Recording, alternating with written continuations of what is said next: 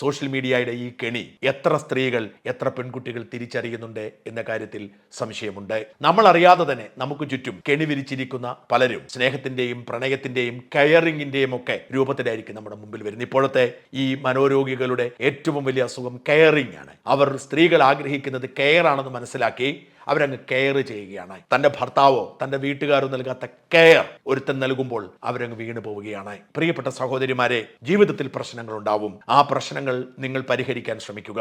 അക്കരെ കാണുന്ന പച്ചയൊന്നും പച്ചയല്ല എന്ന് തിരിച്ചറിയുക. സോഷ്യൽ മീഡിയയിൽ കഴുത്തറുക്കാൻ കാത്തിരിക്കുന്ന, കെണിയൊരുക്കി കാത്തിരിക്കുന്ന ഇത്തരക്കാർ ഒരിക്കലും നിങ്ങളുടെ പ്രശ്നങ്ങൾക്ക് പരിഹാരമാവുന്നില്ല. ഇങ്ങനെ സോഷ്യൽ മീഡിയയുടെ കെണിയിൽ വീണ് ഒളിച്ചോടി പോയവർ, പുതിയ ജീവിതം തേടിപ്പോയ ആരും വിജയിച്ചിട്ടില്ല എന്ന് തിരിച്ചറിയുക.